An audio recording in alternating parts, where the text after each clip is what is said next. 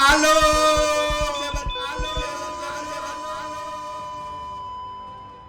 Doctor साहब, आप कुछ भी कीजिए, बस मेरे बेटे को बचा लीजिए। आप कर सकते हैं डॉक्टर साहब। सॉरी सर, अब हम कुछ नहीं कर सकते। आपके बेटे ने ड्रग का ओवरडोज ले लिया है, ऊपर से उसने जहर भी खा लिया है। तब तक ही जिंदा है जब तक उसकी बॉडी में ड्रग मौजूद है। तो मैं आपको ड्रग्स ला के देता हूँ डॉक्टर साहब।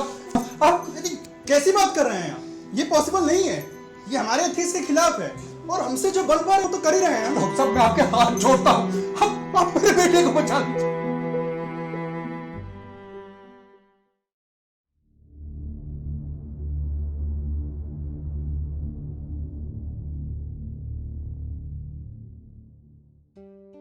यूनाइटेड नेशंस की वर्ल्ड ड्रग रिपोर्ट के मुताबिक सन 2017 में 53 मिलियन नए लोग नशीले पदार्थों के सेवन के आदी हुए, जबकि 35 मिलियन लोग पहले से ही ड्रग्स लेने के दुष्प्रभावों से जूझ रहे हैं। यही संख्या सन 2013 में 28 से 38 मिलियन के बीच में थी। यानी हर आने वाले वर्ष में नशीले पदार्थों के सेवन की समस्या विकराल होती जा रही है। सन 2017 में आए आंकड़े 2016 में अनुमानित संख्या से 50% अधिक थे। आपको यह जानकर आश्चर्य होगा कि ऐसा इसलिए हुआ कि 2017 में पहली बार दुनिया के 2 अत्यधिक घनी आबादी वाले मुल्क भारत और नाइजीरिया में बेहतर तरीके से किए गए सर्वे को शामिल किया गया था। 2017 में 5,85,000 लोग नशीले पदार्थों के सेवन से मरे। इसे यदि दूसरे तरीके से देखा जाए तो समझिए कि स्वस्थ जिंदगी के 42 मिलियन वर्ष नष्ट हुए। इंजेक्शन द्वारा नशा लेने वाले 11 मिलियन लोगों में से आधे से अधिक हेपेटाइटिस सी के शिकार हैं और इनमें से 1/8 HIV के शिकार हैं। भारत में हजारों लोग हर साल नशे के कारण होने वाली बीमारियों से मरते हैं और हजारों नए लोग इसके आदी होते जाते हैं। अवैध ड्रग्स का कारोबार भी दिन प्रतिदिन बढ़ रहा है। मणिपुर, मिजोरम, पंजाब, उत्तर प्रदेश और गुजरात आदि राज्यों में बड़ी मात्रा में ड्रग्स जब्त हो रही है। भारत में लगभग 8 करोड़ लोग ड्रग्स ले रहे हैं। इनके द्वारा ली जाने वाली अफीम, मॉर्फिन, हेरोइन, गांजा, हशीश, cocaine, methaqualone, LSD, acetic anhydride और एम्फेटामिन आदि शामिल हैं। सन 2015 में भारत में नारकोटिक्स ड्रग्स एक्ट NDPS के तहत 50,796 केस दर्ज किए गए। गुजरात राज्य में ड्रग्स मुख्यतः कच्छ से मिलने वाली पाकिस्तान की सीमा के उस पार से राजस्थान, मध्य प्रदेश और उत्तर प्रदेश, कश्मीर और नेपाल से लाई जाती है। गुजरात में सन 2016 से लेकर जून 2020 तक 18,75,16,315 रुपए का गांजा, 52,41,705 रुपए की अफीम, 9,94,37,515 रुपए की चरस, 6,80,40,40,61,404 रुपए की हेरोइन या ब्राउन शुगर और 2,82,96,40,028 रुपए की सिंथेटिक ड्रग पोशादोदा पकड़ी गई है। प्रतिवर्ष यह आंकड़े बढ़ते ही जा रहे हैं। सन 2016 में जहां करीब 2,75,00,000 की हेरोइन और ब्राउन शुगर पकड़ी गई, वहीं 2017 में यह आंकड़ा 500 करोड़ रुपयों से भी ज्यादा का था। नशे के व्यापार से जुड़ी बेशुमार और आसान दौलत बहुत से लोगों को इस धंधे में खींच लाती है। दुनिया में ड्रग्स का धंधा लगभग 27 लाख करोड़ रुपए प्रति वर्ष का है। इस काले व्यापार का एकमात्र उद्देश्य लोगों को ड्रग की लत लगाकर बर्बादी की गर्त में धकेल स्वयं पैसा बनाना है। दुनिया के ज्यादातर आतंकवादी संगठन ड्रग्स के पैसों पर ही पनपते और चलते हैं। जहां तक नारकोटिक्स के समस्या का सवाल है, यह एक अंतर्राष्ट्रीय समस्या है। इसका एक अंतर्राष्ट्रीय नेटवर्क है और अलग अलग रूट से नारकोटिक्स हिंदुस्तान में आता है। नारकोटिक्स एक कितनी खराब चीज है कि इससे पीढ़ियां तबाह हो जाती हैं। आपने सुना होगा कि पंजाब में पूरा एक समाज में जिस तरह से कुप्रभाव नारकोटिक्स का पड़ा है, उसको सुधारने में बहुत प्रयास सरकार को और पुलिस को करना पड़ रहा है। गुजरात का जहां तक सवाल है, यहाँ पर कानून का अमल बहुत सख्ती से होता है। इसके बावजूद भी कभी कभी इस तरह की चीजें सुनाई पड़ती हैं और पुलिस उनके केसेस करती है।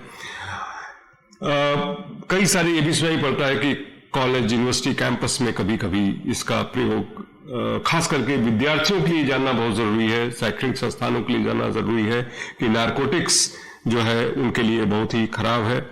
इसीलिए हम शैक्षणिक संस्थाओं में भी प्रचार प्रसार का कार्यक्रम रखते हैं। शपथ ग्रहण समारोह आयोजित करते हैं जिसमें लोग नारकोटिक्स न इस्तेमाल करने की प्रतिज्ञा लेते हैं। जो कानून है नारकोटिक्स से संबंधित वो बहुत ही सख्त कानून है और उस सख्त कानून का अमल पुलिस करती रहती है, लेकिन सिर्फ कानून के अमल से यह जो प्रथा है वह दूर नहीं होगी। इसके लिए पुलिस, समाज को और भी जो एजेंसीज हैं जैसे नारकोटिक्स कंट्रोल ब्यूरो है, बीएसएफ है, दूसरी जो बॉर्डर गार्डिंग फोर्सेस हैं, सबको साथ मिल करके काम करना होगा और एक सामाजिक मुहिम चलानी होगी, सामाजिक आंदोलन शुरू करना पड़ेगा, खड़ा करना पड़ेगा नारकोटिक्स के खिलाफ, और तभी हम इसको रोकने में सफल होंगे। आप लोगों ने ये भी सुना होगा कि बहुत सारे आतंकवादी संगठन हैं जो नारकोटिक्स का इस्तेमाल करते हैं अपने आतंकवाद की लड़ाई में, जैसे तालिबान है अफगानिस्तान का, वो नारकोटिक्स को इस्तेमाल करता था अपनी फाइनेंसिंग के लिए। तो भी हमें ध्यान रखना पड़ेगा और आतंकवाद के साथ साथ नारकोटिक्स जो जुड़ाव है उसके खिलाफ हमें जरूरी प्रयास।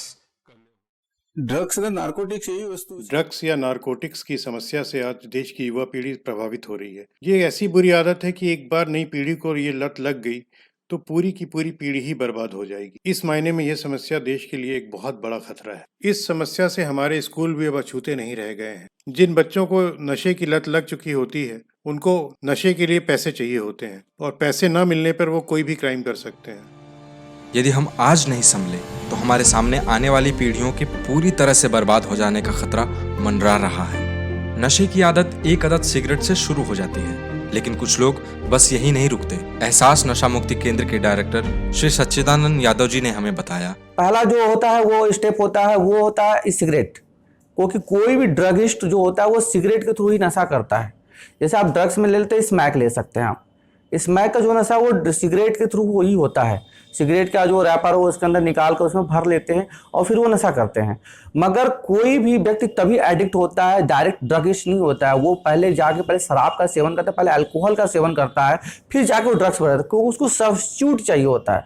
मैंने इसे अपने 5 साल के कैरियर में मैंने ये देखा है कि बहुत से जो एडिक्ट होते हैं वो पहले जब उनको छुड़ाने की कोशिश किया जाता है या फैमिली पर जब प्रेशर डाला या फैमिली प्रेशर डालती है तो नशा छोड़ने का प्रयास करते हैं, तो उनको लगता है कि मेरी फैमिली जो अल्कोहल मैं पीता हूँ तो उसे मेरी फैमिली को पता चल जा रहा है, तो वो सूखा नशे की तरफ बढ़ जाते हैं, वो ड्रग्स की तरफ बढ़ते हैं। और ड्रग्स का जब नशा करते हैं तो वो पता नहीं चल पाता लोगों को ये नशा भी किया हुआ है, वो नशे में रहते हैं। वो लक्षण देखकर ही पता कर पाएंगे कि हम नशा कर रहा है कि नहीं नशा कर रहा है। आम आदमी की तरह हमें यही लगेगा कि सिगरेट की तरह हर नशा आसानी से उपलब्ध नहीं है। चरस, गांजा, हेरोइन आदि जितना स्ट्रॉन्ग नशा उतना ही महंगा और उतनी ही मुश्किल उपलब्धता। लेकिन दुखद यह है कि मिलता सब है और हर जगह।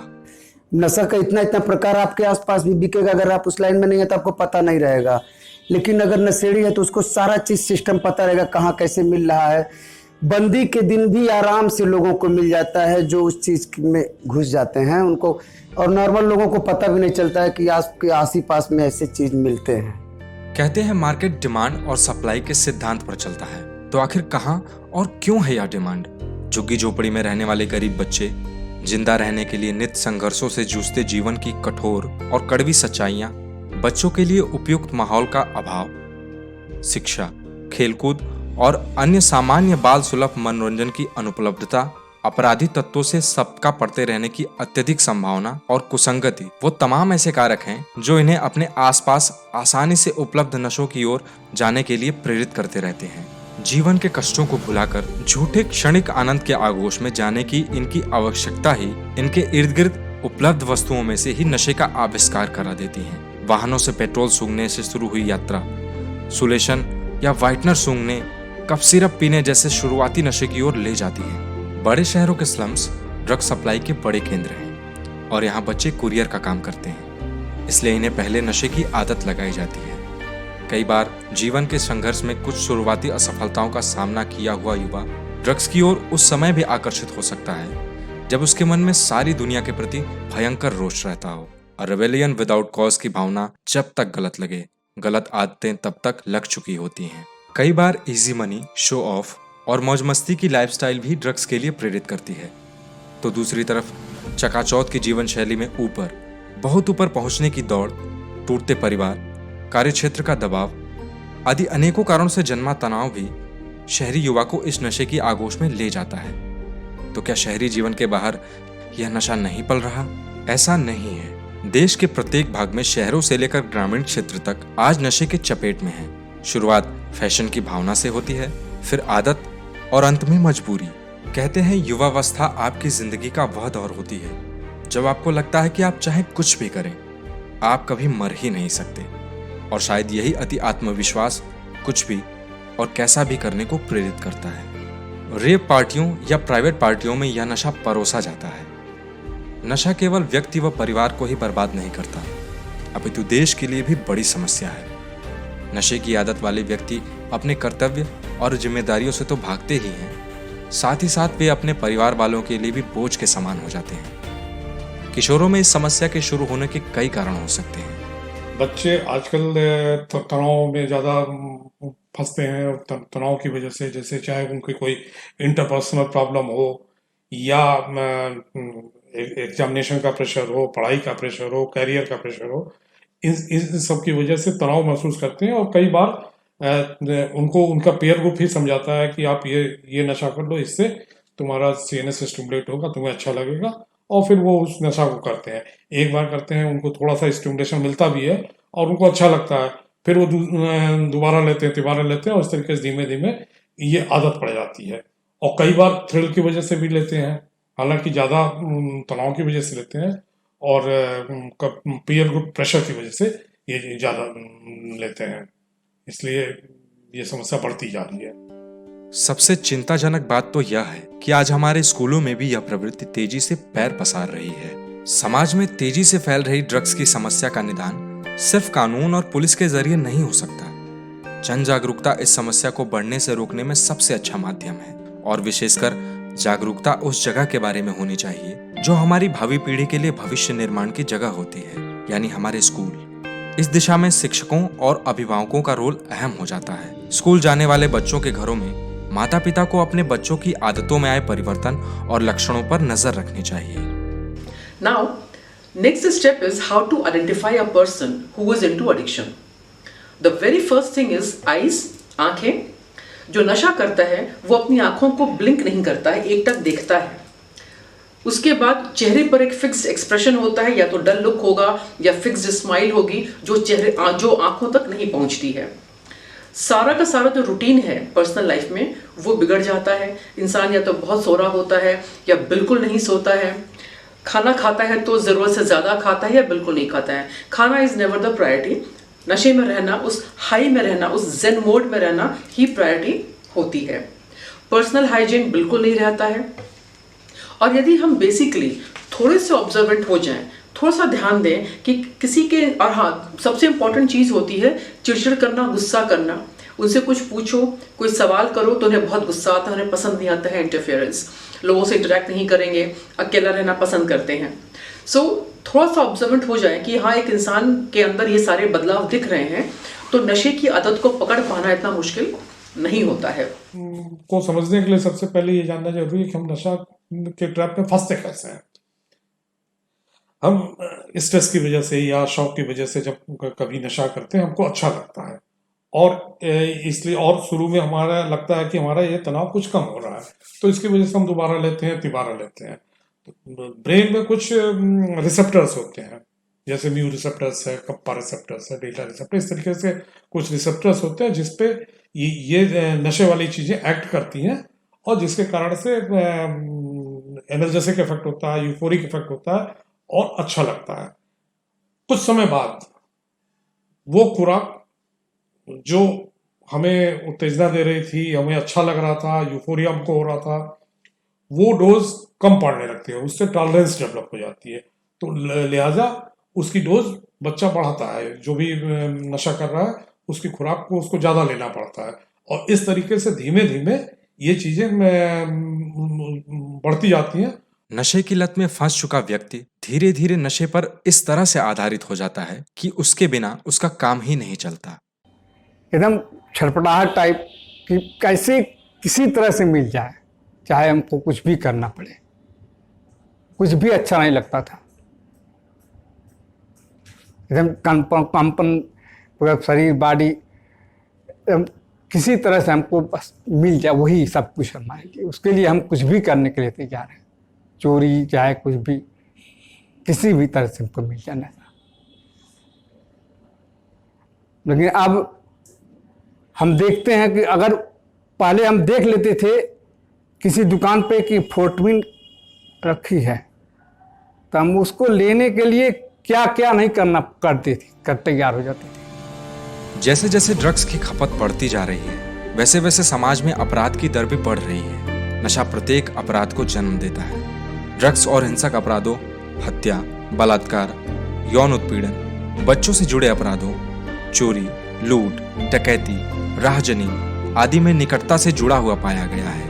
एक ओर नशीले पदार्थों का सेवन करने वाले व्यक्ति अपराध में शामिल होते हैं, तो दूसरी ओर कुछ लोग ड्रग्स की आदत की लत को पूरा करने के लिए अपराध करते हैं, जैसे चोरी और वेश्यावृत्ति आदि। तो आर्थिक से ही रिलेटेड लीगल प्रॉब्लम्स भी होती हैं। जैसे हम स्मैक की यदि बात करें तो स्मैक का एक पब करीब 100 से 150 रुपए के बीच का मिलता है, और जो नशा करते हैं वो 8 से 10 पब एवरेजली लेते हैं पर डे। तो इसलिए एक मरीज को आवश्यकता करीब 800 से 1000-1500 रुपए तक के पर डे के खर्चे की होती है नशे के लिए, अर्थात लगभग 25-30 हजार रुपये महीने का उसका खर्चा होता है, जो जाहिर सी बात है कि वो बगैर चोरी के नहीं कर सकता। इसलिए वो पहले घर के सामान चुराता है, बाहर का सामान चुराता है, और इस परिस्थिति में कभी कभी पकड़ा जाता है, पीटा जाता है, और लीगल प्रॉब्लम्स खड़ी होती हैं, कभी कभी जेल भी जाना पड़ जाता है। नशा करने वाले का दूसरों के साथ दुर्व्यवहार करने और हिंसक व्यवहार करने की लगभग 3 गुना अधिक संभावना होती है। एक ड्रग एडिक्ट को उसके शुभचिंतक और उसे सही दिशा निर्देश देने वाले लोग भी अपने दुश्मन लगने लगते हैं। एक ड्रग एडिक्ट स्वयं कभी नशा मुक्ति केंद्र नहीं जाता। इसके लिए आपको ही उनकी मदद को आगे आना होगा और नशे के लक्षणों को पहचानना होगा, जैसे आंखें लाल होना, आंख की पुतली का बड़ा होना, जबान का तुतलाना या जबान फंसना, अचानक ऊर्जावान व अति आत्मविश्वासी होना, पसीना, गुस्सैल स्वभाव, पैरों का लड़खड़ाना, नैतिक अवरोध का क्षय, शरीर के विभिन्न अंगों में परस्पर सामंजस्य का क्षय, शरीर टूटना, भूख की कमी, घबराहट, उबासी, पागलपन या अत्यधिक शक करने की बीमारी, पैसों की मांग बढ़ना, एकांत में रहना, उसके पास नए किस्म की दवाएं, इंजेक्शन मिलना, माँ बाप से दूरी बनाना, कभी अत्यधिक प्रसन्नता दिखाना या नींद ज्यादा आना। ऐसे लोगों की समय रहते पहचान जरूरी है, और जरूरी है उन्हें नशा मुक्ति केंद्रों में डालना। नशा मुक्ति पुनर्वास केंद्र में उपचार के लिए हर उम्र का व्यक्ति आता है। यहाँ नशा मुक्ति पुनर्वास केंद्र के प्रबंधन की प्राथमिकता यह होती है कि मरीज की मादक पदार्थ पर निर्भरता खत्म की जाए और उसे शारीरिक रूप से स्वस्थ किया जाए। उसके बाद उपचार की पूरी प्रक्रिया उसकी नशे के प्रति मानसिकता बदलने पर केंद्रित होती है। ये जरूरी नहीं कि नशे से पूर्ण रूप से छुटकारा किसी एक उम्र या एक वर्ग के लोगों का संभव हो, क्योंकि सारा सवाल इच्छा शक्ति का है। नशा मुक्ति केंद्र के उपचार का जोर इस इच्छा शक्ति को बढ़ाने पर होता है। इस प्रक्रिया में मनोचिकित्सक और मनोवैज्ञानिकों का रोल अहम होता है। देखिए, ज्यादातर रोल तो काउंसलिंग का है। मुझे लगता है कि 80% के करीब काउंसलिंग का ही रोल है, क्योंकि मेडिसिन का रोल तो लिमिटेड है, केवल विड्रॉल सिम्टम्स को कम करने के लिए और थोड़ी बहुत क्रेविंग को कम करने के लिए। नशा मुक्ति केंद्रों से ठीक होकर निकले मरीजों के वापस फिर से ड्रग्स का शिकार होने की संभावना से भी इनकार नहीं किया जा सकता, अतः इस बारे में भी ध्यान रखना होता है। एक बार यहाँ से गया भी, फिर हमें संगत कुछ हमारे मन में कंट्रोल ना होना, नशे की तरफ भगा। फिर मैं आया, बुलाए सर हमको, हम आए यहाँ, बहुत समझाए। आज 3-3.5 साल हो गया नशा छोड़े हुए। आज मैं बहुत अच्छा फील कर रहा हूँ। आज हमारी परिवार और समाज में बहुत इज्जत है।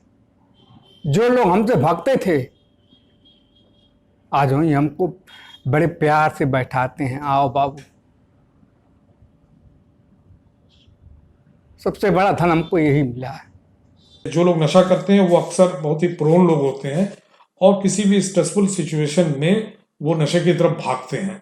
तो यदि वो पहले छोड़ भी चुके हैं, लेकिन बहुत अच्छी तरीके से मोटिवेटेड हैं, कोई टेंशन आती है तो वो उसकी तरफ से भाग सकते हैं। इसलिए उनको काउंसलर के या अपने थेरेपिस्ट के, साइकियाट्रिस्ट के टच में रहना चाहिए, और अपनी समस्याओं जो भी है उसको डिस्कस अगर करते रहते हैं तो वो एक बार छोड़ देने के बाद भी छोड़े रह सकते। नशे की चपेट में ज्यादातर व्यक्ति युवावस्था में आता है, इसलिए नशा मुक्ति पुनर्वास केंद्र की सहायता अगर किसी भी नशे की प्रारंभिक अवस्था में ली जाए तो ये सर्वोत्तम रहता है, क्योंकि सबसे पहले शरीर इससे होने वाले हानिकारक प्रभावों से बच जाता है और उस पर खर्च होने वाले समय और पैसे दोनों की बचत होती है। दूसरा यह कि युवा अवस्था में नशे के प्रति दृष्टिकोण बदलने की संभावना ज्यादा होती है। हम तो यही कहेंगे, नशा बहुत बुरी चीज़ है। अगर इससे आप उभर गए तो फिर उसकी तरफ मत जाइए, तो अपने तो जाएंगे ही, साथ साथ परिवार भी आपकी एक बदनामी झेल के जिएगी। तमाम कार्यों के साथ साथ सुरक्षा सेतु सोसाइटी नारकोटिक्स के बारे में समाज में जागरूकता फैलाने का काम करती है। कई सारे प्रचार प्रसार का कार्यक्रम नारकोटिक्स के दुष्प्रयोग के खिलाफ सुरक्षा सेतु सोसाइटी करती रहती है। साथ ही साथ कई सारे जो गैर सरकारी संस्थाएं हैं उनको भी सपोर्ट करती है। सोशल मीडिया पर कैंपेन भी सुरक्षा सेतु सोसाइटी की तरफ से किया जाता है। साथ ही साथ पुलिस के जो दूसरी जो विभाग हैं जो नारकोटिक्स के खिलाफ काम करते हैं, जैसे कि CID crime, anti trade squad, district units, थानों, उन सबको भी सुरक्षा सेतु सोसाइटी की तरफ से नारकोटिक्स के खिलाफ प्रचार प्रसार करने के लिए मदद दी जाती है। तो ये सब सारी बातें ध्यान में रखते हुए मैं आप सबसे अनुरोध करूंगा कि ये जो मुहिम सरकार की तरफ से, पुलिस विभाग की तरफ से चलाई जा रही है, आप सब लोग इसमें शामिल हों। सामाजिक जागरूकता बहुत ही आवश्यक है और हमें पूरा यकीन है कि इस प्रयास में हम लोग बहुत ही सफल होंगे। धन्यवाद। जय हिंद। प्रकृति जीवन है और यह बेहद खूबसूरत है। हर एक नए जन्म के साथ एक जीवन चक्र की शुरुआत होती है।